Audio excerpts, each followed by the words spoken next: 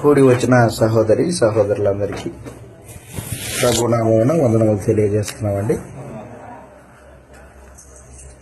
దేవుని వాక్యాన్ని మనం ఆలోచన చేస్తాం.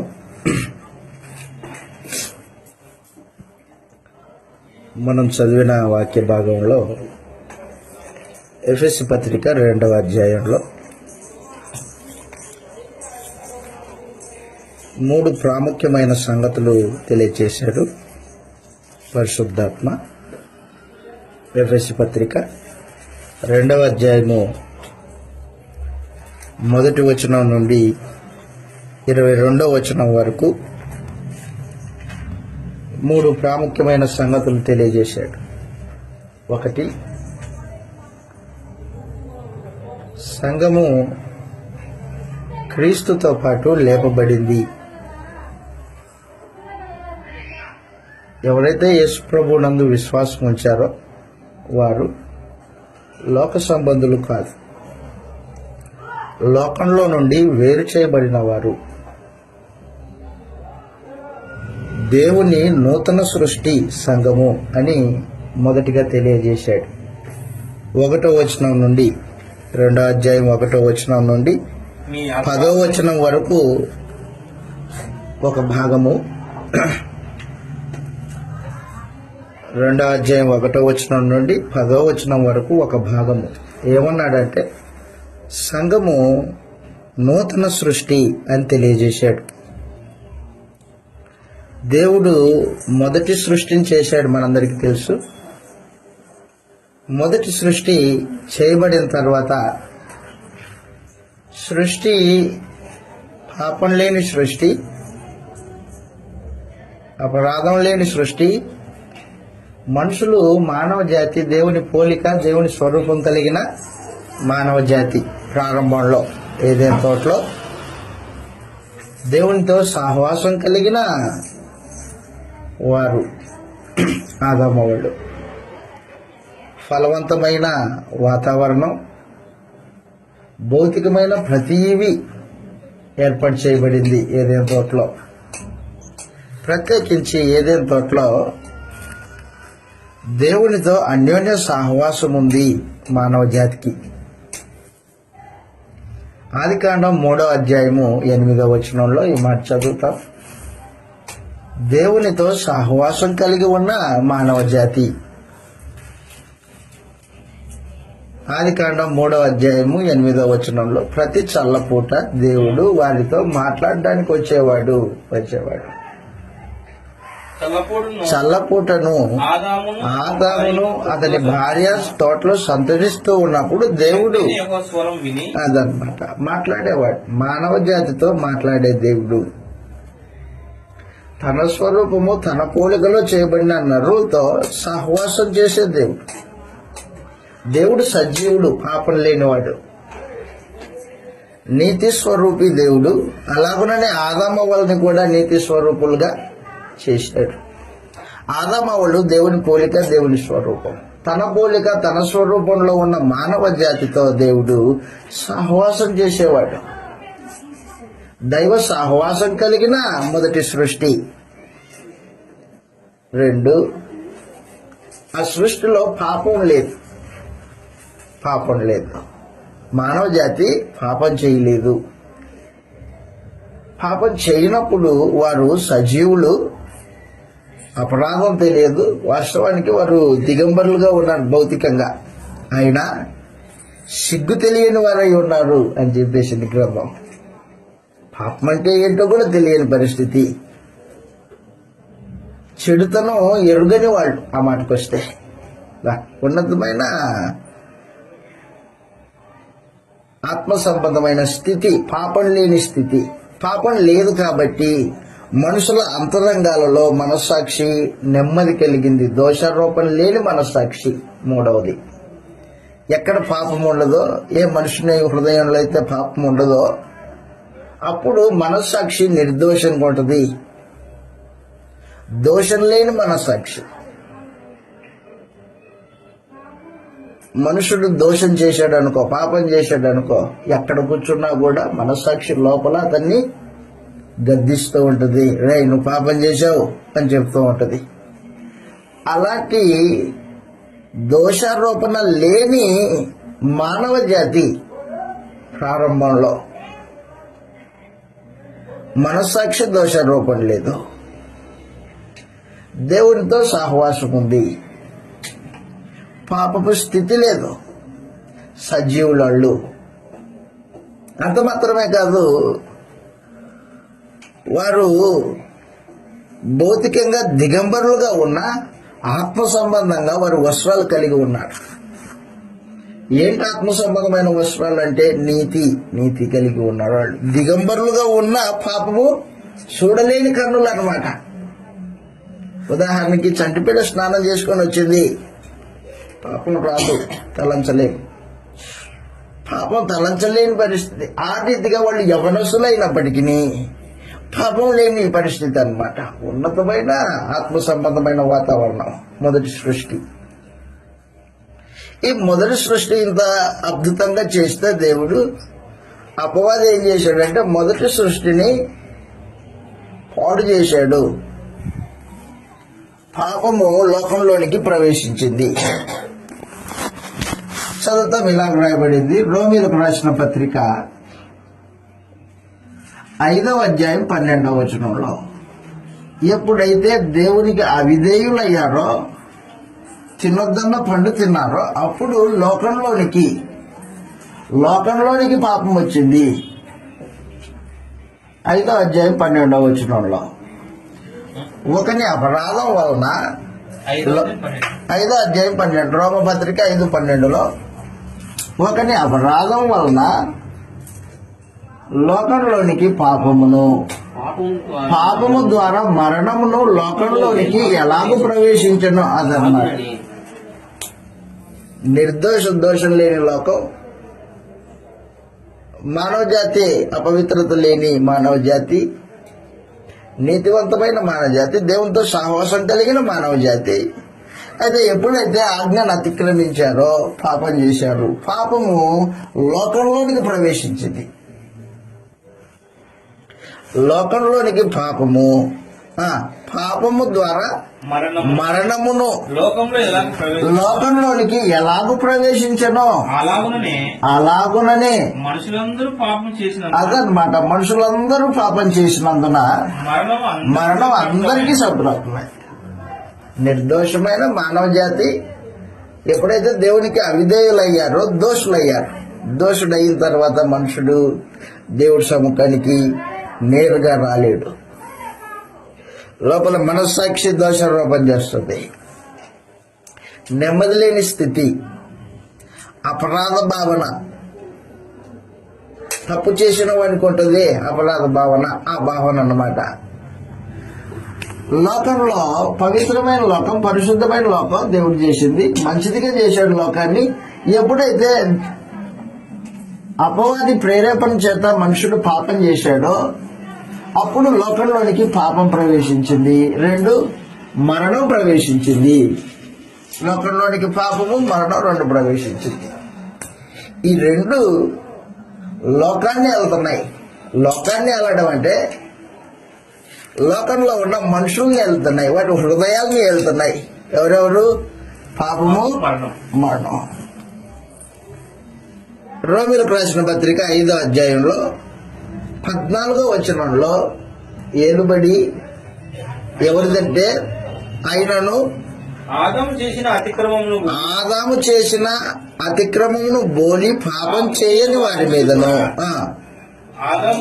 ఆదాము మొదలుకొని మోషే వరకు మరణం ఏలింది. అదనమాట. ఏలుబడి ఎవరిది? మరణం ఏలుబడి చేస్తుంది. నీతిమంతులు కూడా మరణం యొక్క ఏలుబడి కింద ఉన్నారు. పాపం చెయ్యని వాళ్ళు కూడా మరణం యొక్క ఏలుబడే. యేసు ప్రభు భూమి మీద ఉన్న దినాల్లో అపవాది ఏలుతున్నాడు. అపవాది పక్షాన మరణం వెళ్తుంది, పాపం ఏలుబడి చేస్తుంది. ఈ లోక రాజ్యాలన్నీ నీకు ఇస్తా, యేసు నా పాదాలు మొక్కు అన్నాడు అనమాట. ఈ లోక రాజ్యాలన్నీ నీకు ఇస్తాను. ఎవరు ఏలుబడి చేస్తుంది? అపవాది వెళ్తుంది. అపవాది పక్షాన మరణం వెళ్తుంది. రే కొంచెం నువ్వు వెళ్ళావు కదా, పక్కన కూర్చో, నేను వెళ్తా మానవ జాతిని అని పాపము మరణాన్ని ఆధారం చేసుకొని పాపం ఏలుబడి చేయడం మొదలుపెట్టింది. 17వ వచనంలో రోమీయులకు రాసిన పత్రిక 5వ అధ్యాయం, మరణం ఒకని అపరాధం మూలంగా వచ్చినదై, మరణం ఒకని అపరాధం మూలంగా వచ్చింది, ఆ ఒకరి ద్వారానే ఏలిన ఎడల, అదిగో మరణం ఏలింది ఒకని ద్వారానే ఏలిన ఎడల అని చెప్పేశాడు. తర్వాత 19వ వచనం, 19వ వచనంలో ఎలాగనగా ఒక మనిషిని అవిధేయత వలన, బాగా గుర్తు పెట్టుకోండి, ఒక మనిషిని అవిధేయత వలన అనేకులు పాపులుగా ఎలా చేయబడిరో అలాగే ఒకని విధేయత వలన అనేకులు నీతిమంతులుగా చేయబడుదురు. మరియు అపరాధం విస్తరించినట్లు ధర్మశాస్త్రం ప్రవేశించును. అయినను పాపము మరణమును ఆధారం చేసుకుని ఎలాగూ ఇప్పుడు ఏలుబడి ఎవరిది? పాపది అని చెప్పేశాడు.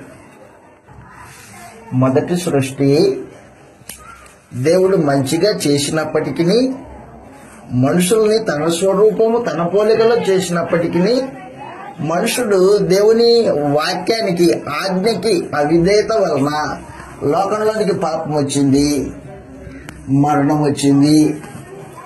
ఒకదానికొకటి ఏలుబడి చేస్తున్నాయి మానవ జాతిని ఏలుబడి చేస్తూ ఉంటే మనుషులకు నెమ్మది లేదన్నమాట. సృష్టిలో మానవ జాతికి నెమ్మది లేదు. లోకంలో పాపం ప్రవేశించింది, పాపంతో పాటు మరణం. చెప్పారు, రే కొంచెం నువ్వు వేడు, ఆ తర్వాత నేను వెళ్తా మానవ జాతిని అని ఏలుబడి అపవాదిత అన్నమాట. ఎప్పుడైతే అపవాది యొక్క ఏలుబడి లోకంలో జరుగుతుందో భూమి మీద, అప్పుడు మానవ జాతికి నెమ్మది లేని స్థితి అన్నమాట. ఆత్మ సంబంధంగా చనిపోయిన వాళ్ళు, అది చెప్పాడు ఎఫెసు పత్రిక 2వ అధ్యాయం 1వ వచనంలో. ఎఫెసు పత్రిక 2వ అధ్యాయం 1వ వచనంలో పాపముల చేత అపరాధముల చేత చచ్చిన వారై ఉండగా అన్నాడు అనమాట. లోకంలో పాపం ప్రవేశించింది, అది విస్తరించింది, మరణము ఏలుబడి చేస్తూ ఉంది. మీ అపరాధముల చేతను పాపముల చేతను మీరు చచ్చిన వారే ఉండగా, అది మానవ జాతి ఏమైంది మరి? అప్పుడు లోకంలో పాపము మరణము ఏలుబడి చేస్తుంటే మనుషులు దేవుని దృష్టికి చచ్చిన వారై ఉన్నారన్నమాట. చనిపోయిన శవాళ్ళు.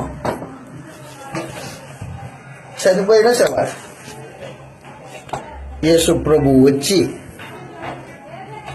తన శరీరంలో పాపం ప్రవేశించకోకుండా దేవుడి సముఖంలో కన్నీళ్లు పెట్టి ఏడ్చుకుంటూ పాపం ప్రవేశించుకోకుండా జీవితాన్ని కొనసాగించిన వాడు మహాప్రభు, మన ప్రభు. లోకంలోనికి వచ్చిన ఈ పాపము, ఈ మరణము, అపవాది యొక్క ఏలుబడి, వీటిని తీసేయాలంటే యేసు ప్రభు పాపం చేయకోకుండా బతకాల. మత్తయి సువార్త 4వ అధ్యాయం, 5వ వచనంలో అపవాది యొక్క ఏలుబడి. అంతటా అపవాది పరిశుద్ధ పట్టణానికి ఆయనను తీసుకొని పోయి దేవాలయ శిఖరమును ఆయన నిలవబెట్టి, ఆ దేవాలయ శిఖరమును ఆయన నిలవబెట్టి, దేవుని కుమారుడు కిందికి దూకు, దేవదూతలు నిన్ను పట్టుకుంటారు. 8వ వచనం. మరలా అపవాది మిగిలి ఎత్తైన ఒక కొండ మీదకి యేసు ప్రభుని తీసుకొని పోయి ఈ లోక రాజ్యములన్నింటినీ వాటి మహిమ అంతటినీ వానికి యేసు ప్రభుకు చూపించి, నువ్వు సాగిలబడి నాకు నమస్కారం చేసిన ఎడల వీటినన్నిటినీ నీకు ఇచ్చేదనండి చెప్పి, అదిగో యేసు ప్రభు దగ్గరికి వచ్చి యేసు ప్రభుతో ఏమంటుంది? ఈ లోక రాజ్యాల మహిమ నా చేతిలో ఉన్నాయి, నా పాదాలు మొక్కు అంటుంది అనమాట. కాబట్టి భూలోకంలో ఏలుబడి అపవాదిది, వాడి స్నేహితులైన పాపాంది, మరణాంది, ముగ్గురు మూకుమ్మడి దాడి మానవ జాతి మీద. దేవుడు చేసిన సృష్టి మానవ జాతి.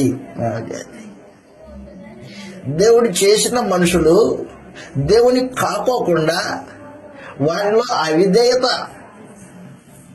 దేవునికి వ్యతిరేకంగా వారిని తిప్పి వారిని పాపంలో పడేసి మరణ భయం చేత అపవాది ఏలుబడి చేస్తుందన్నమాట. భూలోకము ఎడారి ఎలాగుంటుందో, నీళ్లు లేని ఎడారి,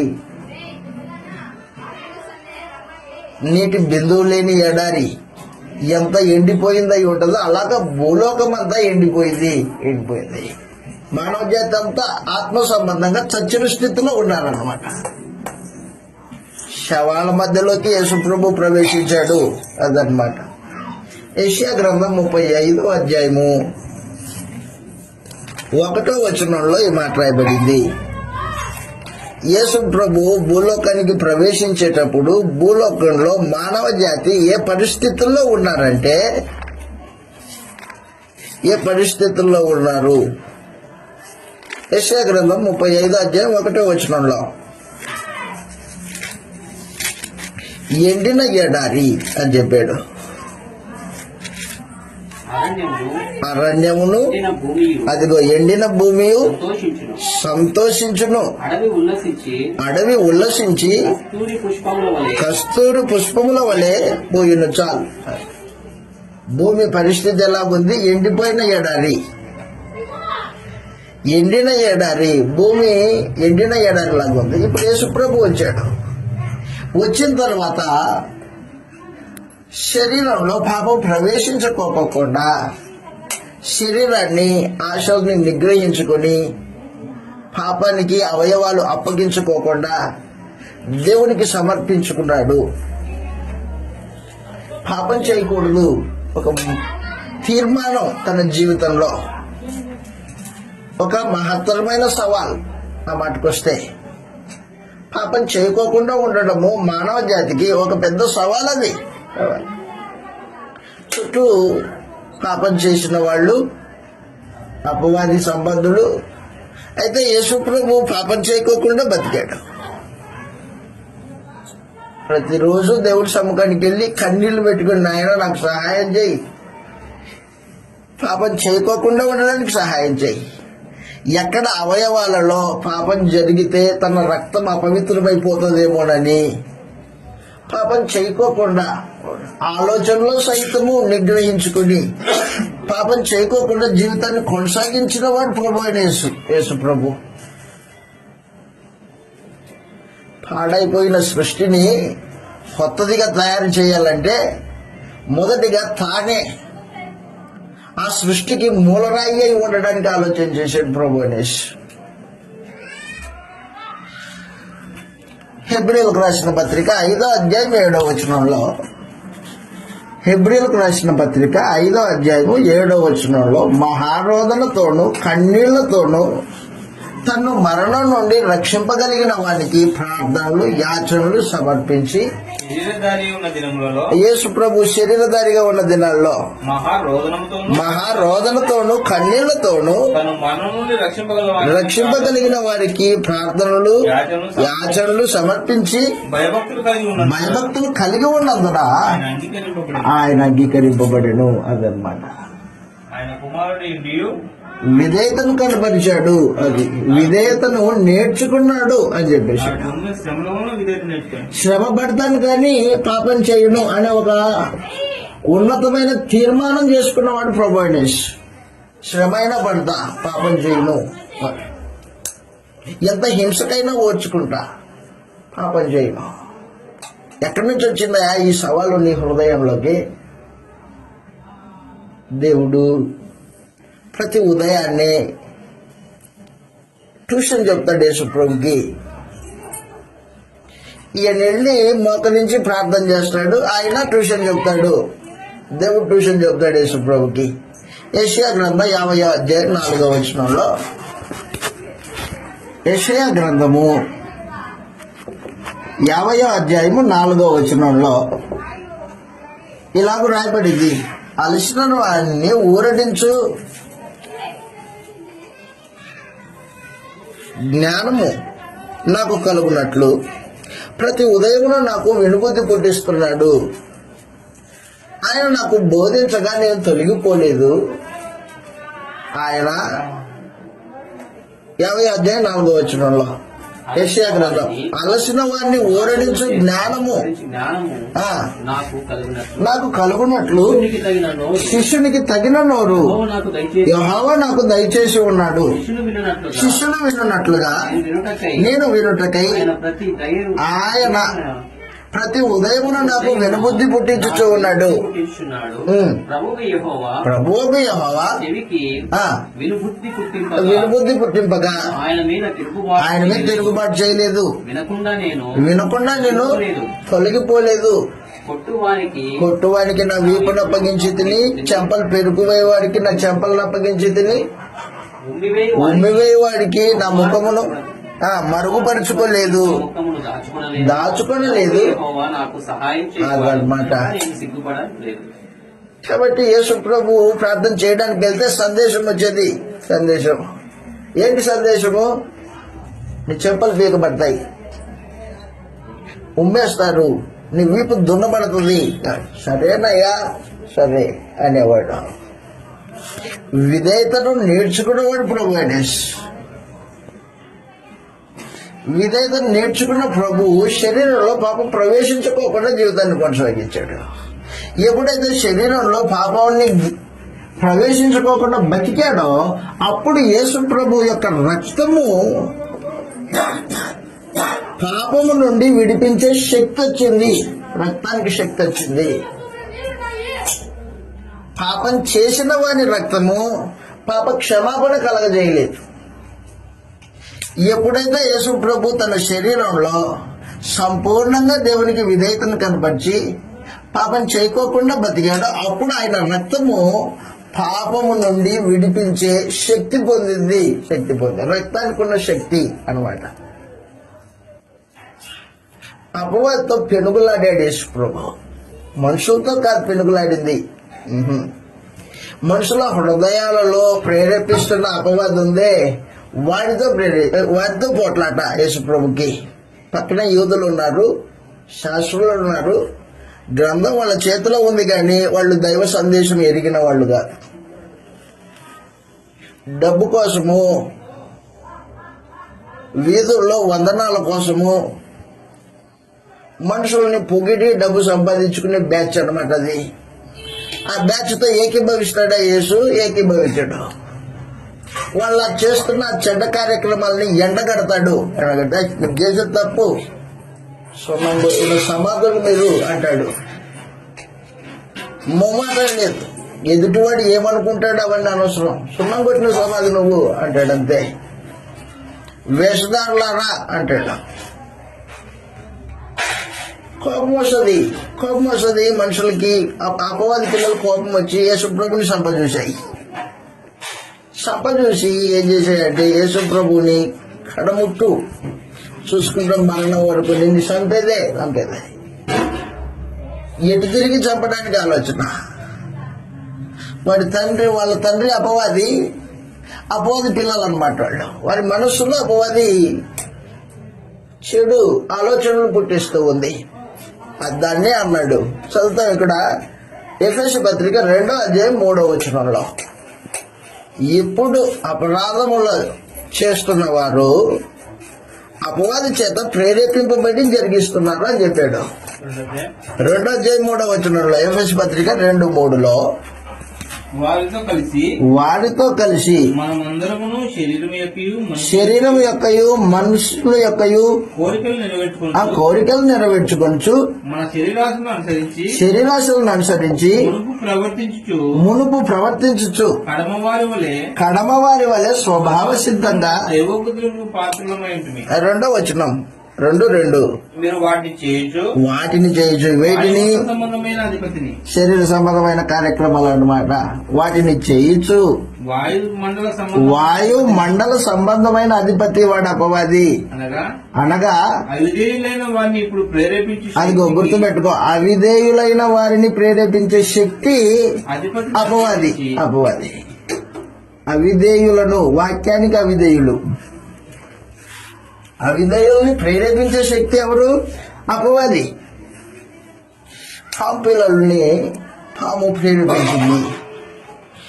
పరిసయ్యుల్ని, శాస్త్రుల్ని ప్రేరేపించి ఆయన దగ్గర తప్పు ఏదైనా దొరుకుతుందేమో ఎదురు చూసింది. విచిత్రం ఏంటంటే యేసు ప్రభువుని శరీర సంబంధిగా మార్చడానికి పక్కనే ఉన్న పేతుర్ని కూడా ఉపయోగించుకుంది అపవాది. మనుష్య కుమారుడు యెరూషలేంకి వెళ్తున్నాడు. యెరూషలేంలో పట్టబడి సిలువేయబడి చనిపోతాడు, 3వ దినంలో తిరిగి లేపబడతాడు అని తన శిష్యులకు చెప్పని ఆరంభించాడు యేసుప్రభు. అలా చెబుతూ ఉంటే పేతురు ఏం చేశాడంటే యేసుప్రభు చేయి పట్టుకొని, ప్రభువా ఇది నీకు దూరం అవ్వడం కాక అన్నాడు. ఏంటి దూరం అవ్వాలా? శిలువ మరణం దూరం అవ్వాలా? అప్పుడు యేసుప్రభు సాతానా నా వెనుకకు పో అన్నాడు. అంటే అక్కడ మాట్లాడింది పేతురు కాదా? ఎవరు? సాతాను. అంటే మనుషుల హృదయాల్లో ప్రేరేపించి యేసు ప్రభు శిలువ మరణానికి ఆటంకం కలిగించేది అనమాట. అది ఆటంకం కలిగించేది మనుషుల హృదయాలను ప్రేరేపిస్తుంది, అవిధేయతను ప్రేరేపిస్తుంది, శరీర సంబంధంగా ఆలోచన చేసేటట్లు ప్రేరేపిస్తుంది. అదనమాట. కాబట్టి ప్రపంచమంతా ఏమైపోయిందంటే అపవాది యొక్క ఆధీనంలోనికి వెళ్ళిపోయింది. సృష్టి అంతా అపవాది స్వాధీనం చేత వాడి యొక్క దుష్క్రియల వలన చెడిపోయింది ఆత్మ సంబంధంగా. యోహాను గారు రాసిన మొదటి పత్రిక 3వ అధ్యాయము 8వ వచనంలో మానవ జాతిని అవిధేయతకు తిప్పింది, అవిధేయత చేత ప్రేరేపించి వారిని లోపరుచుకుంది. యోహాను గారు రాసిన మొదటి పత్రిక 3వ అధ్యాయంలో 7వ వచనంలో ఈ మాట రాయబడింది. యోహాను గారు రాసిన మొదటి పత్రిక 3వ అధ్యాయము 7వ వచనంలో, చిన్నపిల్లలారా మోసపరచకుండా మోసపరచనీకుడి, ఆయన నీతిమంతుడై ఉన్నట్టు నీతిమంతుడు. అదనమాట. అపవాది మొదటి నుండి ఆరంభం నుండి పాపం చేయుచున్నాడు కనుక అపవాది సంబంధి. అపవాది యొక్క క్రియలను లయపరచడానికి దేవుని కుమారుడు ప్రత్యక్షమాయను. అదనమాట.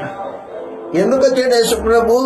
ఇదిగో లోకంలో ఉన్న పాపాన్ని, మరణాన్ని, అపవాది యొక్క ఏలుబడిని, మానవ జాతి అవిధేయతను ప్రేరేపించే శక్తిని గెలవడానికి, వాటి దుష్క్రియల్ని లయపరచడానికి వచ్చాడు యేసుప్రభు. ఆయన వచ్చింది దానికోసం. చెడిపోయి ఉన్న సృష్టిని నూతన సృష్టిగా చేయడానికి వచ్చాడు అన్నమాట యేసుప్రభు. ఎలా చేస్తాడు? అపవాది ఆరంభం నుండి పాపం చేస్తూనే ఉన్నాడు కదా. ఎలా చేస్తాడు? చెయ్యాలంటే యేసు ప్రభుకు సాతాన్ని గెలవాలా, పాపాన్ని గెలవాలా, మరణాన్ని గెలవాలి. మహత్తర పైన జీవిత విధానంలో ఎదుర్కొనవలసిన సవాళ్ళు ఉన్నాయి యేసు ప్రభు ఎదుర్కొన్నాయి. పాపాన్ని జయించాలంటే శరీరంను నలగొట్టుకోవాలా. మీకు ఇందాక చెప్పాను. దేవుడు సముఖానికి వెళ్తాడు, నాయన నాకు సహాయం చెయ్యి అంటాడు. శరీరాన్ని లోపరుచుకోవడానికి ప్రయత్నం. అపవాదిని ఓడించాలా. అపవాది ఒక గుండా వస్తాడా? పలు రకాలుగా వస్తాడు. శరీరంలో శోధన, స్వకీయమైన దురాశల వలన వస్తాడు. 2, వాడి పిల్లలైన అపవాది సంబంధులైన పరిశీలన శాస్త్రుల గుండా వస్తాడు. లేకపోతే శిష్యుల్లో ఒకరిని ఎవరినోని ఏర్పాటు చేసుకుని అటు గుండా వస్తాడు. తన ఇంటి వారి గుండా వస్తాడు. ఎటు గుండా వచ్చినా ఎదుర్కొనే సత్తా అన్నమాట యేసు ప్రభుకి. ఎటుకుండా అపవాది యేసుప్రభుని లోపలిచ చూసుకుంటే లోపడుకోకుండా యేసుప్రభు ఏం చేసేవాడంటే దాన్ని ఎదిరించేవాడు అనమాట. బాప్తిసం పొందినప్పుడు స్వయంగా తలపడ్డాడు అపవాది యేసుప్రభుతో. స్వయంగా లోపడ. స్వయంగా వచ్చినా లోపడ్డావా? ఓహో సరే, అటుగుండా వస్తా. ఎటుకుండా నీ ఇంటి వాళ్ళ గుండా వస్తా. ఎటుకుండా వస్తావు? నా పిల్లల గుండా వస్తా. ఎవరిని పిల్లలు? పరిసయ్యులు శాస్త్రులు అట్టుకుండా వస్తా. నీ శిష్యులు అంటున్నావే 12 మంది, వాళ్ళు ఇద్దరిని ఎవరినైనా ఉపయోగించుకుంటా నేను అదనమాట. కాబట్టి కృష్ణ ప్రభు తన జీవితంలో ఏ రోజు కూడా భౌతికంగా మనం అనుభవించిన సుఖభోగాలు అనుభవించిన వాడు కాదు. మనం అనుభవించిన సుఖభోగాలు అనుభవించిన వాడు కాదు. ఆయన ప్రపంచం అంతా ఆత్మ సంబంధమైన ప్రపంచం. మానవ జాతిని ఏలుబడి చేస్తున్న పాపాన్ని, మరణాన్ని, అపవాదిని అంతమొందించాలన్న ఆలోచనతో మనసు నింపబడింది ప్రభు అనేసికి. ఏం ఆలోచన లేదా నీకు? ఒకసారి యేసు ప్రభు పడవ మీద పోతున్నారు, శిష్యులు కూడా ఉన్నారు. స్వార్థ పరిచర్య చేశాడు, అలసిపోయాడు, అరమర మీద పడుకున్నాడు. నిద్ర వచ్చింది. వాస్తవానికి సముద్రంలో అంత అలలకి నిద్ర వస్తుంది మనిషికి? ఎంత అలసిపోతే నిద్ర వస్తుంది? అలలు ఒకదాని తర్వాత ఒకటి కొడుతూనే ఉంటాయి పడవని. నీళ్ళు చిట్లి పడవలోకి వచ్చి మనిషి మీద పడుతూ ఉంటాయి, అయినా కూడా నిద్రపోతున్నాడు. తుఫాన్ రేగింది. తుఫాన్ రేగితే శిష్యులంతా, నమ్మని శిష్యులు యేసుని నమ్మలేదు. నమ్మని శిష్యులు ఏమంటారంటే, ప్రభువా లే, నేను చచ్చిపోతున్నావు, నీకు చింత లేదా అంటాడు. పడవ మునిగిపోతే ఈ వీళ్ళతో పాటు యేసు ప్రభు కూడా చనిపోతాడు కదా. నిజం మానవ జాతి ఎలాగుందో. కాబట్టి అలాంటి పరిస్థితుల్లో యేసు ప్రభు ఏం చేశాడంటే సంపూర్ణంగా లోకంలో ప్రవేశించిన పాపాన్ని గెలవడానికి ఆలోచన చేశాడు. అవిధేయులను ప్రేరేపించే శక్తి అపవాదిని గెలవడానికి ఆలోచన చేశాడు. మరణాన్ని గెలవడానికి ఆలోచన చేశాడు. ఆ మూడింటిని గెలిచే ఒకే ఒక స్థలము కల్వరి శిలువ. కల్వరి శిలువ. శిలువ మరణంలో అపవాది నేరుగా వస్తాడు గొడవకి. నువ్వు దేవుని కుమారుడు అయితే దిగిరా అంటాడు. దేవుడి కుమారుడు దిగిరా అంటాడు. రెచ్చగొడుతున్నాడు. రెచ్చగొడితే మనం రెచ్చిపోయామనుకో ఏమైపోతాం అనమాట, ఓడిపోయినట్టు లెక్క. గుర్తుపెట్టుకో, పాపాన్ని గెలిచేటప్పుడు రెచ్చగొట్టేవాడు రెచ్చగొట్టినప్పుడు మనం రెచ్చిపోకూడదు. వాడు రెచ్చగొట్టినంత నువ్వు రెచ్చిపోయావనుకో ఆటోమేటిక్ గా నువ్వు ఓడిపోతున్నావని లెక్క అది. యేసు ప్రభు శిలువ మరణంలో ఉన్నప్పుడు అపవాది రెచ్చగొడితే ఓడిపోవడానికి పన్నాగా లేచింది అపవాది. కానీ యేసు ప్రభు ఓడిపోలా. నువ్వేం చేసినా అన్నాడు, అవమానం చేస్తా, ఉమ్మేస్తా ముఖం మీద, ఏమన్నా చెయ్యి. హెబ్రీ పత్రిక 12వ అధ్యాయము 2వ వచనంలో, హెబ్రీ పత్రిక 12వ అధ్యాయము 2వ వచనంలో యేసు ప్రభు శిలువ మాను మీద ఎదుర్కొన్న అవమానం, ప్రభు అవమానాన్ని ఎదుర్కొని శిలువను సహించాడు అని చెబుతున్నాడు. 12వ అధ్యాయం 2వ వచనంలో, హెబ్రీ పత్రిక 12:2లో ఈ వచనము, ఇంత గొప్ప సాక్షి సమూహము మేఘం వలె మనల్ని ఆవరించి ఉన్నందున మనము కూడా ప్రతి భారమును సులువుగా చిక్కులు పెట్టు పాపమును విడిచిపెట్టి, అదనమాట విశ్వాసమునకు కర్తయు దాన్ని కొనసాగించువాడు నాయన యేసు వైపు చూచుచు మన ఎదుట ఉంచబడిన పందెములో ఓపికతో పరిగెత్తుదాము. ఆయన తన ఎదుట ఉంచబడిన ఆనందం కొరకై అదనమాట అవమానమా నిర్లక్ష్య పెట్టు అని చెప్పేసింది. శిలువను సహించి దేవుని సింహాసనం యొక్క కుడిపార్శ్వం మీద ఆశీనుడై ఉన్నాడు. కాబట్టి యేసుప్రభు అవమానాన్ని ఎదుర్కొన్నాడు. అవమానం వచ్చింది, సహించాడు. అవమానాన్ని ఎదుర్కోకపోతే, సహింపు లేకపోతే ఓడిపోతావు. యేసు ఓడిపోవాలని అపవాది అవమానం అనే బాణాలు వేశాడు. యేసు ఆ బాణాలని సహించుకున్నాడే తప్ప రెచ్చిపోలేదు. కాబట్టి శిలువ మరణంలో యేసు ప్రభు అవమానమును సహించి శ్రమలకు ఓర్చుకుని సహింపు అనే వస్త్రాన్ని వేసుకున్నాడు మీద. సహింపు అనే వస్త్రం ధరించుకున్నాడు శరీరం మీద. ఏమన్నా చేసుకోండి, నాకు సంబంధం లేదు అన్నట్టుగా ప్రభువు ఆలోచన చేశాడు అనమాట. మాట అంటే పడలేం మనం. వాస్తవానికి ఎవరన్నా మాట అంటారనుకో పడలేం. మాట అంటే పడలేకపోతే నువ్వు ఆత్మ సంబంధంగా బలహీనుడు అని అర్థం. ఒక మాట అంటే పడలేని వాడు ఆత్మ సంబంధంగా బలహీనుడు. అదేతయ్యా, మాటకి 2 మాటలు అంటే అది కదా గెలుపు అంటది లోకం. లోకం వేరే, క్రీస్తు వేరే. లోకం ఏమంటది, రే వాడు ఒక దెబ్బ కొడితే 2 దెబ్బలు కొట్టరా అంటది లోకం.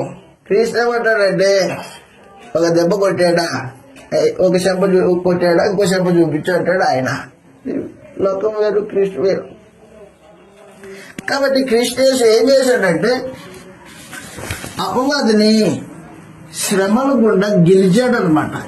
గెలిచి వాని అధికారాన్ని, వాని స్నేహితులని సంపూర్ణంగా ఓడించాడు. హెబ్రీ పత్రిక 2వ అధ్యాయం 14వ వచనంలో, హెబ్రీ పత్రిక 2వ అధ్యాయం 14వ వచనంలో ఈ మాట రాయబడింది. హెబ్రీ పత్రిక 2:14లో, కాబట్టి ఆ పిల్లలు మానవ జాతి, ప్రత్యేకించి ఇశ్రాయేలీలు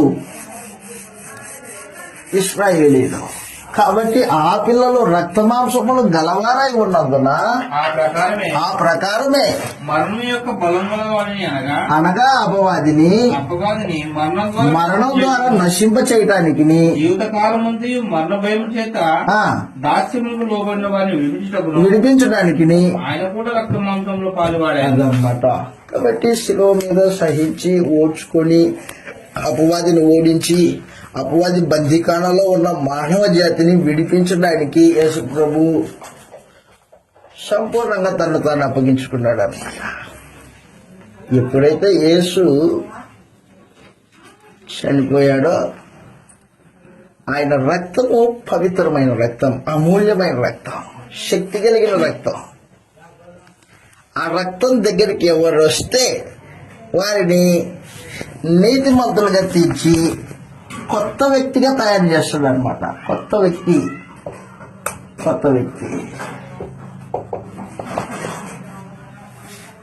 రక్తపు బిందువు ఏ మనుషుని హృదయానికైతే అంటిందో వాడు కొత్త వ్యక్తి. లోపల అంతరంగం మార్పు చెందింది అన్నమాట. ఒకప్పుడు పాపం చేసేవాడు, దేవుడు అంటే భయం కలిగిన వాడు, మనస్సాక్షిలో దోషారోపణ కలిగిన వాడు. ఇప్పుడు ఎప్పుడైతే రక్తపు బిందువు తాకిందో వెంటనే మనుషుడు ఇప్పుడు నీతిమంతుడయ్యాడు. దేవునితో సమాధానం వచ్చింది, పాపం పోయింది, మరణ భయం పోయింది, అపవాదికి భయపడే పరిస్థితులు పోయాయి అన్నమాట. ఇప్పుడు సృష్టి మారిపోయింది. ఎండిన ఎడారి ఇప్పుడు ఏమైందనమాట, పూలు పూసింది. అది యెషయా గ్రంథం 35వ అధ్యాయం 1వ వచనంలో మాట. అది యెషయా గ్రంథం 35వ అధ్యాయం 1వ వచనంలో ఎండిన ఎడారి, అరణ్య భూమి కస్తూరి పుష్పములు పువ్వును గాక అన్నాడనమాట. అడవి ఉల్లసిస్తుంది. ఇప్పుడు భూలోకమంతా ఉల్లసించే పరిస్థితి.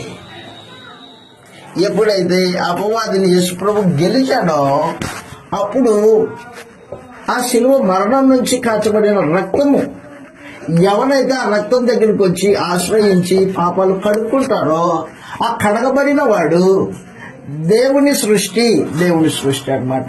దేవుని నూతన సృష్టి బాప్తిస్మం అన్నమాట. బాప్తిస్మం పొందిన వాడు కొత్త సృష్టి.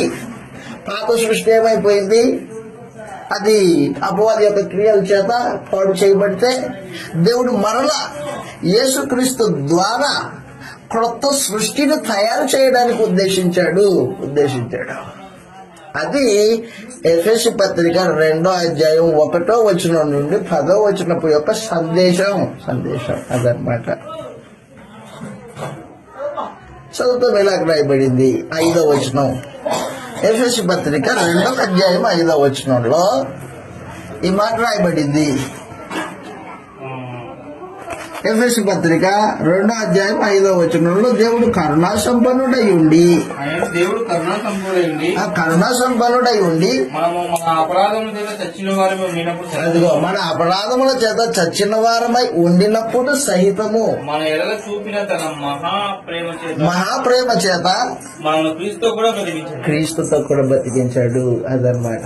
చచ్చిపోయిన వాళ్ళు బతికారు. ఇప్పుడు కొత్త సృష్టి అయింది. మొక్క నీళ్లు పెట్టలేదు, ఎండిపోయింది. ఎండిపోతే చచ్చిపోతుంది మొక్క. అప్పుడు ఏం చేసామంటే దాని మీద కనికరబడి కొన్ని నీళ్లు పోసాం. నీళ్లు పోసే మొక్క 3 రోజులకి అలాగే నీళ్లు పోస్తూనే ఉన్నాం. 4వ రోజుకి చిగురు పెట్టింది. ఏమంటాం? బతికిందిరా మొక్క, అది బతికింది. అలా కూడా మానవ జాతి మొత్తం దేవునికి విరోధులై అపరాధులై దేవుని దృష్టికి చచ్చిన స్థితిలో పడి ఉన్నప్పుడు యేసు ప్రభు వచ్చి తన నిర్దోషమైన రక్తం చేత పాపము నుండి కడిగివేసి నూతన సృష్టిగా చేశాడు అనమాట. కొత్త వ్యక్తి. ఇప్పుడు మొక్క కొత్త మొక్క అన్నమాట. ఇది బతికింపబడిన మొక్క. దేవుడు కరుణా సంపన్నుడై ఉండి తన మహాప్రేమ చేత మనల్ని క్రీస్తుతో పాటు బతికించెను. అదనమాట బతికినోడు. బతికిన వారు సంఘం అంటే సచ్చినోళ్ళు సంఘ సంబంధులు కాదు. చచ్చిన వాడికి క్రీస్తు ప్రభువుగా దేవుడుగా పాపముల చేత అపరాధముల చేత చచ్చిపోయిన వాడికి దేవుడు కాదు. చచ్చిన వాడికి దేవుడు కాదు. దేవుడు ఎవరికి దేవుడు? సజీవులకు దేవుడు. ఆయన సజీవులకు దేవుడు కానీ చచ్చిన వాళ్ళకి దేవుడు కాదు. చదువుతాం ఇలా రాయబడింది మార్కు సువార్త 12వ చచ్చిన వాళ్ళకి దేవుడు కాదు, సజీవులకే దేవుడు. పాపముల చేత అపరాధముల చేత చచ్చిపోయిన వాడు దేవుడా అని పిలిస్తే రే నేను నీకు దేవుని కాదు పోరా అంటాడు. మార్కు సువార్త 12వ మార్కు సువార్త 12వ 27వ వచనంలో ఆయన సజీవుల దేవుడు గాని అదనమాట. ఎవరు సజీవులు? ఆత్మ సంబంధంగా బతికింపబడిన వారు, క్రీస్తు రక్తంలో కడగబడిన వారు సజీవులు. ఎవరు మృతులు? ఎవరైతే పాపంలోనే ఉన్నారో, క్రీస్తుని ఆశ్రయించలేదో వాడు మృతుడు. మృతుడికి దేవుడు కాదు. కాబట్టి ఎప్పుడైతే మనుషుడు క్రీస్తు యేసునందు విశ్వాసం ఉంచాడో అప్పుడు క్రీస్తుతో పాటు బ్రతికింపబడ్డాడు.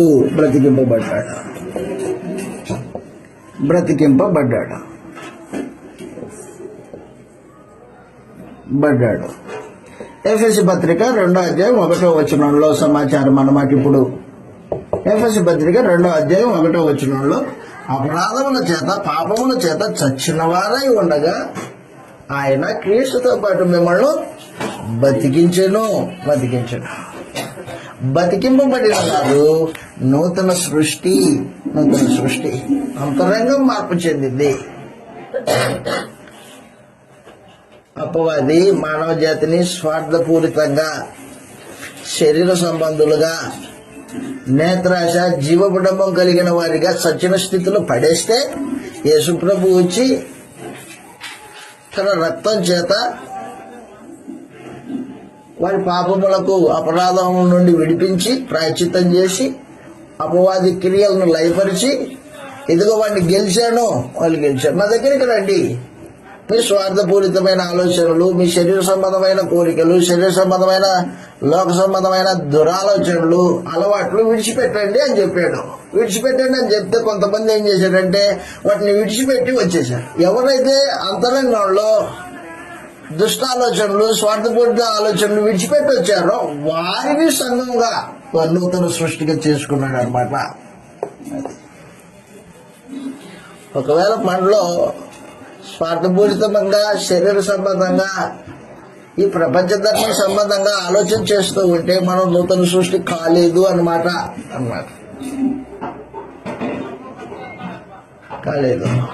నూతన సృష్టి చేయబడిన వాడు సత్క్రియలు చేస్తాడు. ఒకటే గుర్తు, నువ్వు బతికింపబడ్డావా? బతికానయా, బాప్తిజం పొందాను కదా అంటాడు. అంటే బతికింపబడితే బతికిన చర్యలు ఉంటాయి. బతికిన వాడికి ఉండే చర్యలు ఏంటంటే ఆత్మ సంబంధంగా సత్క్రియలు చేస్తాడు. సత్క్రియలు చేయడానికే దేవుడు క్రీస్తునందు నూతన సృష్టిని తయారు చేశాడు. మొదటి సృష్టి పాపంలో అపరాధంలో పడి చెడిపోతే ఈసారి క్రీస్తు యేసునందు కొత్త సృష్టిని తయారు చేసి ఆ సృష్టిలో సత్క్రియలను ఏర్పాటు చేసి పెట్టాడు. నిస్వార్థమైన క్రియలు. అది చెప్పాడు అనమాట. మునుపు ప్రపంచ ధర్మం చొప్పున నడుచుకోండి, కానీ ఇప్పుడు దేవుడు కరుణా సంపన్నుడై ఉండి తన మహాప్రేమ చేత మనల్ని క్రీస్తుతో పాటు బతికించాడు. ఎందుకు బతికించాడు? 2వ అధ్యాయం 10వ వచనంలో, ఎఫెసు పత్రిక 2వ అధ్యాయం 10వ వచనంలో బతికించింది దేనికోసం? మరియు వాటి యందు మనం నడుచుకోవాలండి. అదిగో వేటి యందు నడుచుకోవాలి? సత్క్రియలు అంటే విశ్వాస సంబంధమైన క్రియలు, విశ్వాసంతో కూడిన క్రియలు. సత్క్రియల యందు మనం నడుచుకోవాలని దేవుడు ముందుగా సిద్ధపరిచిన సత్క్రియలు చేయుటకై క్రీస్తు యేసునందు అదిగో సృష్టింపబడిన వారై అదన్నమాట. దేవుడు తయారు చేసేది ఇప్పుడు నూతన సృష్టి. కొత్త మనుషులు, కొత్త వ్యక్తి, పాతోడుగా. గుర్తుపెట్టుకో, పాత ఆలోచనలు, పాత బుద్ధి మనలో ఇంకా ఉంటే మనము దేవుని ఉగ్రత పాత్రలై ఉన్నామని గుర్తు అనమాట. అది నీ పాత బుద్ధి చచ్చిపోలేదనుకో, నువ్వు దేవుని ఉగ్రత కింద ఉన్నావు లెక్క. అదే నీ అంతరంగంలో మార్పు చెందితే నూతన సృష్టి సత్క్రియలు చేస్తుంది. నిస్వార్థంగా ప్రవర్తిస్తారు మనుషులు. ఎంత నిస్వార్థం అంటే 11వ అధ్యాయం, యెషయా గ్రంథం 11వ అధ్యాయం, నూతన సృష్టి యొక్క రూపము, నూతన సృష్టి యొక్క స్వభావము అక్కడ తెలియజేశాడు. యెషయా గ్రంథము 11వ అధ్యాయము 4వ వచనం నుండి చదువుతాం. 4వ వచనం నుండి 11వ అధ్యాయం మొదటి నుంచి చూస్తే యేసు ప్రభు యొక్క రాజ్య పరిపాలన గురించి మాట్లాడుతున్నాడు. యేసు ప్రభు యొక్క రాజ్యంలో మనుషులు ఎలాగుంటారంటే 5వ వచనం నుండి మాట్లాడాడు, 6వ వచనం నుండి. అయితే మనం 4 నుంచి చదువుతాం. యెహోవా భయము అతనికి ఇంపైన సువాసనగా ఉండును. కంటి చూపును బట్టి ఆయన విమర్శ చేయుడు, తాను విన్నదాన్ని బట్టి విమర్శ చేయడు. బీదలకి తీర్పు తీర్చుతాడు నీతిని బట్టి. అది యేసు ప్రభు చేసే కార్యక్రమం ఆయన రాజ్యంలో. వాగ్దానం చేత లోకాన్ని కొడతాడు, ఊపిరి చేత దుష్టుల్ని చంపుతాడు. అదిగో నడుమునకు నీతియు అతని తుంట్లకు సత్యమును మయమరుపుగా ఉండును. తోడేలు గొర్రెపిల్ల యొద్ద అదనమాట. నూతన సృష్టిలో ఉన్న ఒక అద్భుతమైన స్వభావం. తోడేలు, గొర్రెపిల్ల రెండు వ్యతిరేకమైనవి. తోడేలు గొర్రెపిల్ల కనిపించి ఒకసారి చెప్పాను అనుకుంటా మీకు. మా నాన్నతో పాటు గొర్రెలు కాసేకి వెళ్ళాను నేను రాత్రి పూట. అది రేపు నువ్వు ఇక్కడ పడుకోరా అని పాపం పక్క వేసాడు, నేను పడుకున్నా. మొత్తం గొర్రెల గుంపు, ఆ గుంపును చుట్టేయడానికి వెళ్ళాడు. వెళ్ళేస్తే పక్కనే పొదల్లో నుంచి తోడేలు వచ్చింది. వచ్చి గొర్రె పిల్లని కసిక్కడిగా గొంతు అరవకోకుండా గొంతు పట్టుకొని వెళ్ళిపోయింది. తేటగా తినేసింది. ఎలా తెలుస్తుంది? గొంతు పట్టుకొని పోయింది అరవలా. తోడేలు గొర్రెపిల్ల దగ్గర నివాసం చేసే పరిస్థితులు లోకంలో లేవు. కానీ క్రీస్తు ప్రభు యొక్క పరిపాలన కిందకి వచ్చిన తర్వాత, నూతన సృష్టిగా చేయబడిన తర్వాత, ఇప్పుడు తోడేలు తన స్వభావాన్ని గొర్రెపిల్ల దగ్గర ప్రదర్శించదు. రెండు కలిసి నడుస్తాయి. తోడేలిక మీదట తోడేలు కాదు, అది గొర్రెపిల్ల సాధు స్వభావం కలిగింది, తోడేలతో పాటు కలిసి మేస్తుంది అనమాట. ఇప్పుడు అర్థమైందా కృష్ణ ప్రభు పరిపాలన? తోడేలు గొర్రెపిల్ల యొద్ద నివాసం చేయడం, చిరుతపులి మేకపిల్ల దగ్గర పండుకుంటది. దూడ కొదమ సింహము పెంచబడిన కోడయు కూడుకొనగా బాలుడు వాటి స్వభావం మార్చబడింది అనమాట. ఇప్పుడు కొదమ సింహము లేక దూడ కలిసి మేస్తూ ఉంటే పిల్లవాడు దోలుతున్నాడట. అది కాబట్టి పిల్లరా, ఎఫెసు పత్రిక 2వ అధ్యాయంలో 1వ వచనం నుండి 10వ వచనం వరకు ఏం తెలియజేశాడు పరిశుద్ధాత్మ అంటే, క్రీస్తు యేసునందు దేవుడు నూతన సృష్టిని తయారు చేశాడు. ఆ నూతన సృష్టి సంఘమే. అంటే మనమే మన స్వభావాలు మార్పు చెందకపోతే మనము సంఘమై ఉండడానికి అవకాశం ఉండదు. మనం నూతన సృష్టి అయి ఉండడానికి అవకాశం ఉండదు. నూతన సృష్టి కాకోకుండా మనము దేవుని సహవాసం ఉండదు. బతికింపబడినట్టు లెక్కగా. ఈ రోజున ఎంతో మంది యేసుప్రభు నమ్ముకోవడం అని చెప్పేవాళ్ళు స్వభావం అలాగే ఉంటుంది. అంతరంగంలో మార్పు చెందని మానవ జాతి. నమ్మేమని చెప్పుకుంటూ ధనాపేక్ష పరిగెత్తే మానవ జాతి. నమ్మేమని చెప్పుకుంటూ ఎదుటివానికి కీడు తలంచేది దుష్టత్వం. నమ్మేమని చెప్పుకుంటూ ఎదుటివాడిని మోసపరిచేది కపటంగా మాట్లాడు. ఎక్కడి నుంచి వచ్చా ఇవన్నీ? చచ్చిపోలేదు ఇంకా వాడు, అది అర్థం. చచ్చిపోయిన వాడికి ఉండవు అవి. చూడండి, ఇప్పుడు ఎవరైనా చచ్చిపోయారు అనుకో, వాడికి ఏముండదు. వాడు మాట్లాడలేడు, ఇంకొకరిని దోసుకోలేడు, ఇంకొకటి వ్యభిచారం చేయలేడు, తాగుడు తాగలేడు, ఒక పడుకొని ఉంటాడు, కదలలేడు.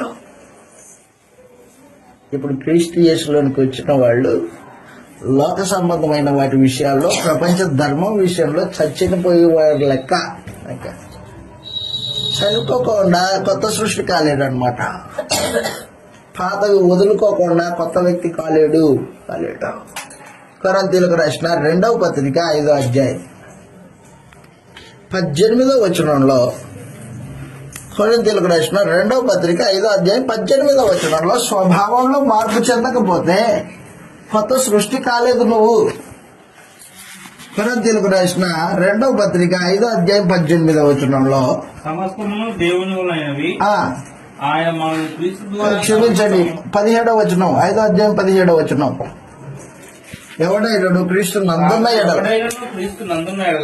నందున్న ఎడల నూతన సృష్టి, పాతవి గతించను, ఇదిగో కొత్తవాయన. స్వభావం మార్పు చెందింది అనమాట. స్వభావం మార్పు చెందింది కాబట్టే సత్క్రియలు చేస్తున్నాడు మనుషుడు. సత్క్రియలు చేస్తున్నాడు కాబట్టి దేవుని యందు విశ్వాసం ఉంచినట్టు లెక్క. నేను కూడా దేవుని విశ్వాసం ఉంచానా? ఏది రుజువేది? సత్క్రియలేది నీకు? సత్క్రియలు చేస్తే దేవుని యందు విశ్వాసం ఉంచినట్టు లెక్క, కొత్త జన్మ ఎత్తినట్టు లెక్క, నువ్వు నూతన సృష్టి అన్నట్టు లెక్క. తీతుకు రాసిన పత్రిక 3వ అధ్యాయము,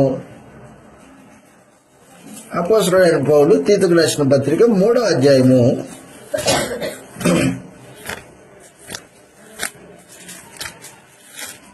3వ అధ్యాయం, దేవుని నమ్మిన వానికి సజీవ క్రియలు ఉంటాయి. 3వ అధ్యాయము 8వ వచనంలో ఈ మాట నమ్మదగినది గనుక దేవుని యందు విశ్వాసం ఉంచువారు సత్క్రియలు శ్రద్ధగా చేయటం యందు మనసుంచున్నట్లు నీవి సంగతులను దృఢముగా చెప్పుచూ ఉండవాలని కోరుచున్నాను. అదనమాట. కాబట్టి విశ్వాసం ఉంచేవాడు ఏం చేస్తాడు అనమాట? సత్క్రియలు చేస్తాడు. సత్క్రియ అంటే ఏంటి? విశ్వాస సంబంధమైన క్రియ. విశ్వాస సంబంధమైన క్రియ అంటే ఏంటి? ఒకప్పుడు దొంగతనం చేసేవాడు, ఇప్పుడు దొంగతనం ఆపేసి చేతులతో కష్టపడి పని చేసుకుంటూ వచ్చిన డబ్బులు తీసుకెళ్లి స్వార్థ పరిచర్య కోసము ఆపదలో ఉన్నవానికి ఆదుకోవడం కోసము ఆలోచన చేస్తున్నాడు. ఇప్పుడు ఏనా డబ్బులు సంపాదించే మరి నీ కుటుంబం అది కదా కాదు, అక్కరగలగానికి పంచిపెట్టే బుద్ధి అన్నమాట. నిస్వార్థం, ఈ ఇబ్బందుల్లో ఉన్నవానికి సహాయం చేసే బుద్ధి, దాచిపెట్టుకోవాలి, ఆ రాబోయే తరానికి కూర్చాలి అనేవాడు స్వార్థపరుడు, నూతన సృష్టి కాలేదు, వాడు కాలేదు. ఎఫెస్ పత్రిక 4వ అధ్యాయంలో, ఎఫెస్ పత్రిక 4వ అధ్యాయం, ప్రపంచమంతా ఏమంటదంటే రే ఇంత వయసు వచ్చింది ఏం కూర్చుకోలేదా అంటది, ప్రపంచం అంటది అది. కానీ ప్రభు అంటాడు కూర్చుకోవద్దు, అక్కడ కూర్చుకో అంటాడు. ఎఫెస్ పత్రిక 4వ అధ్యాయము 27వ వచనంలో అపవాదికి చోటియకుడి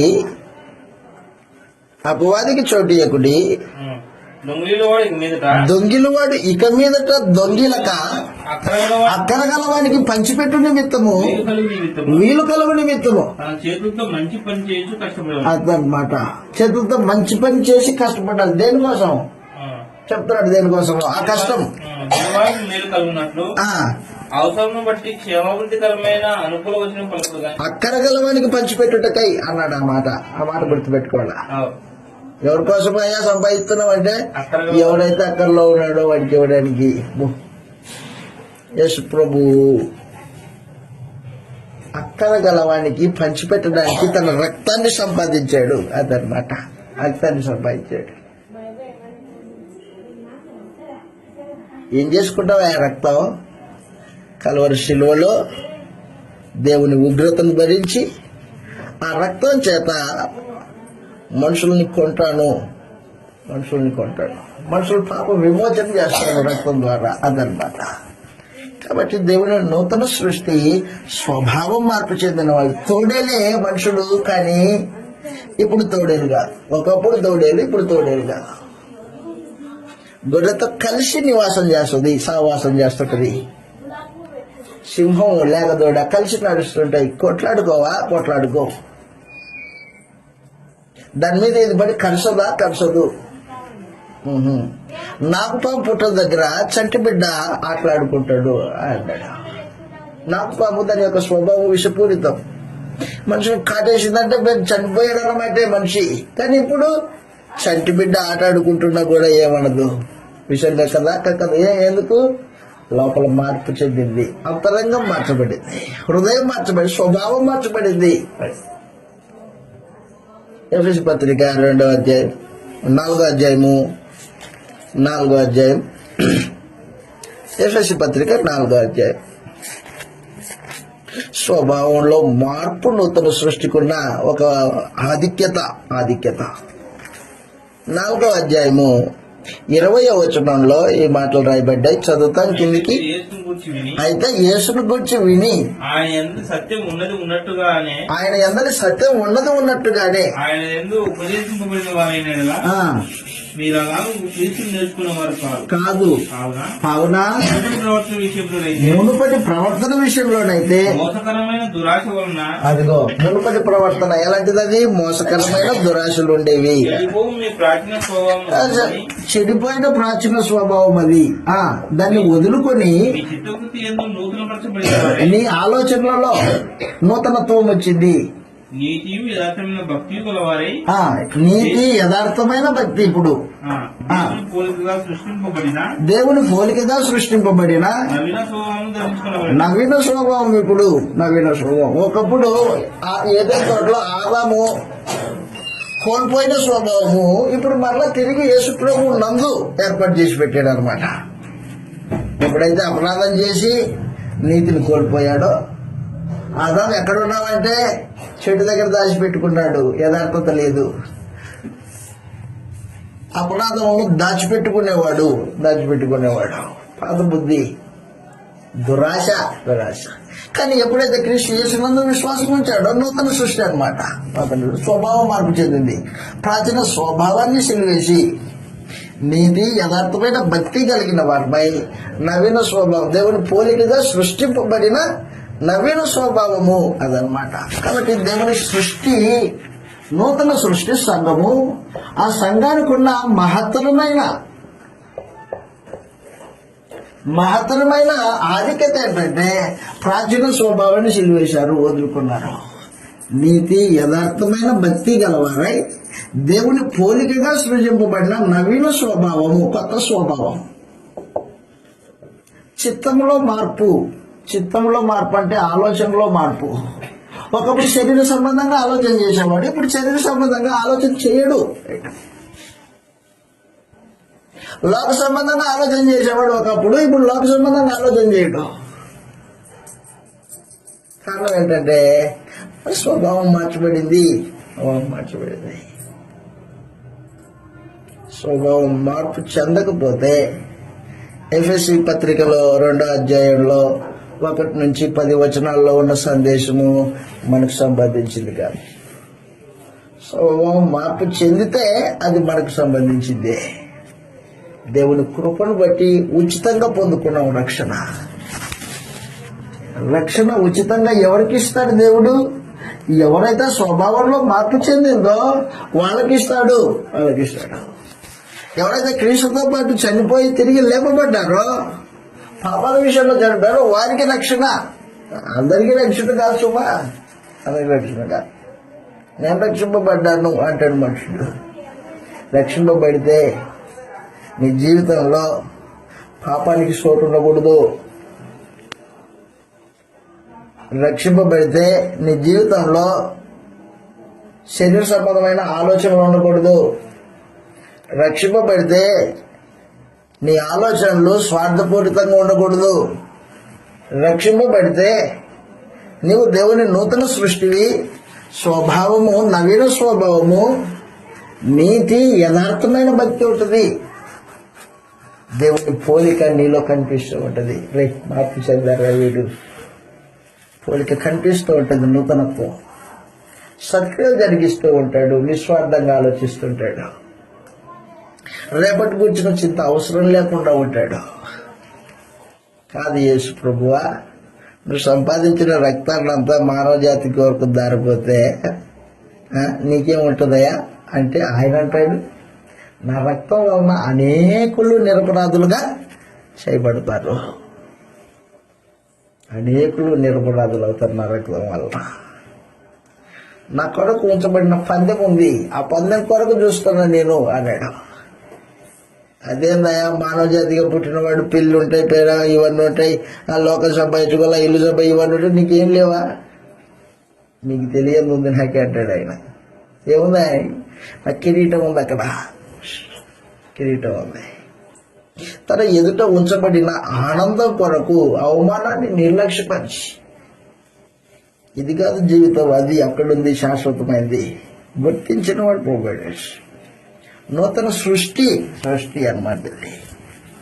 కాబట్టి సంఘము నూతన సృష్టి అని, ప్రపంచ ధర్మం చొప్పున నడుచుకోకూడదని, సత్క్రియలు జరిగిస్తూ బతకాలని, దేవుడే స్వయంగా మనల్ని కొత్త వ్యక్తులుగా, నూతన వ్యక్తులుగా తయారు చేశాడని ఎఫెసీ పత్రిక 2వ అధ్యాయం 1వ వచనం నుండి 10వ వచనాల్లో కూలంకషంగా పరిశుద్ధాత్ముడు పౌలు గారి చేత రాయించాడు అనమాట. ఆ తర్వాత మరలా 2 పారాగ్రాఫులు ఉన్నాయి ఎఫెసీ పత్రిక 2వ అధ్యాయంలో. 2వ పారాగ్రాఫ్లో యేసు ప్రభు శరీరము సంఘము అని చెప్పాడు. సంఘం అంటే యేసు ప్రభు శరీరము అని చెప్పాడు. ఆ తర్వాత దేవుని మందిరము సంఘము అని చెప్పాడు అనమాట. సంఘానికి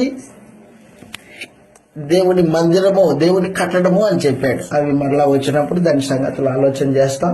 అయితే ఈ రోజున మనం నేర్చుకున్న సందేశం ఏంటంటే, సంఘము నూతన సృష్టి.